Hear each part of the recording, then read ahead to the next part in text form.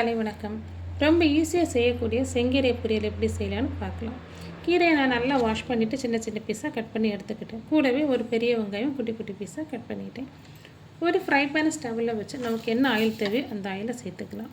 Oil நல்லா சூடானதுக்கப்புறமா கடுகு கறிவேப்பிலை சேர்த்துக்கலாம். இப்போது இது கூடவே நம்ம சின்ன சின்னதாக கட் பண்ணி வச்சுருக்கிற ஆனியனை சேர்த்துக்கலாம்.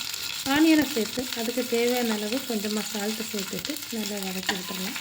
எங்கள் ஊரில் செங்கீரை முருங்கைக்கீரை ரெண்டுமே இந்த மாதிரி பொரியல் தான் பண்ணுவோம். நிறைய ஊரில் பருப்பெல்லாம் போட்டு கீரையை கடைஞ்சிருப்பாங்க. ஆனால் எங்கள் சைடில் குழம்பு கீரை பசலைக்கீரை இதை மட்டும் தான் பருப்பு போட்டு கடைஞ்சிருப்போம். செங்கீரையில் நிறைய ஹெல்த் பெனிஃபிட்ஸ் இருக்குது. செங்கீரை மட்டும் கிடையாது, எல்லா கீரை வகைகளும் ஹெல்த் பெனிஃபிட்ஸ் நிறைய இருக்குது. வாரத்துக்கு 2 நாளாவது நம்ம கீரையை நம்ம சாப்பாட்டோட யூஸ் பண்ணுறது ரொம்ப நல்லது. சூடு டைமில் கீரை கூட ஜீரகம் சின்ன வெங்காயம் சேர்த்து சூப் வச்சு குடிக்கிறதும் ரொம்ப நல்லது. இப்போது வெங்காயம் அரைப்பதான் வதங்கிடுச்சு. இப்போ இதை கூடவே நம்ம கட் பண்ணி வச்சுருக்க கீரையை சேர்த்துக்கலாம். கீரையை சேர்த்ததுக்கப்புறமா அதில் கொஞ்சமாக தண்ணி ஆட் பண்ணலாம். தண்ணி சேர்த்துக்க விருப்பம் இல்லாதவங்க தாளிக்கிற டைமில் ஆயில் கொஞ்சம் அதிகமாக சேர்த்துக்கிட்டு ஆயிலில் போட்டு வதக்கி எடுத்துடலாம்.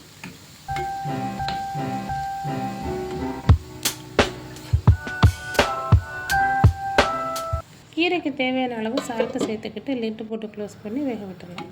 இன்னும் ஒரு 2-3 நிமிஷத்தில் கீரை நல்லாவே வெந்துடும். இப்போ நாம் இதுக்கு தேவையான மசாலாவை அரைச்சி எடுத்துக்கலாம். ஒரு மிக்ஸி ஜார் எடுத்துக்கிட்டு அதில் தேவையான அளவு தேங்காய் சேர்க்கலாம். தேங்காய் கூடவே கொஞ்சமாக சீரகத்தூள், கொஞ்சமாக மஞ்சள் தூள், தேவையான அளவுக்கு காஷ்மீரி சில்லித்தூள்.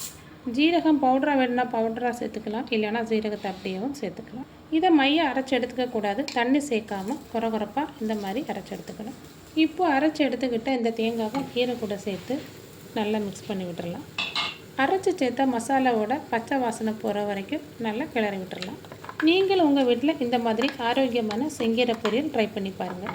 செங்கீரை பொரியல் இருந்துச்சுன்னா எனக்கு ரைஸ் கூட இதை மட்டுமே போதும். இதை மட்டும் நான் சாதத்தில் போட்டு பிசைஞ்சு சாப்பிட்ருவேன். நீங்கள் என்ன மாதிரி டிஷ்ஷெல்லாம் செங்கீரையில் பண்ணுவீங்க அப்படிங்கிறத கமெண்ட் பாக்ஸில் கமெண்ட் பண்ணுங்கள். நீங்களும் இந்த மாதிரி ஆரோக்கியமான செங்கீரை பொரியலை உங்கள் வீட்டில் ட்ரை பண்ணி பாருங்கள். முருங்கைக்கீரை கிடைச்சாலுமே நீங்கள் இந்த மாதிரி ஸ்டைலில் பொரியல் பண்ணி பாருங்கள். முருங்கைக்கீரையில் இரும்பு சத்துக்கள் நிறைய அடங்கியிருக்கு.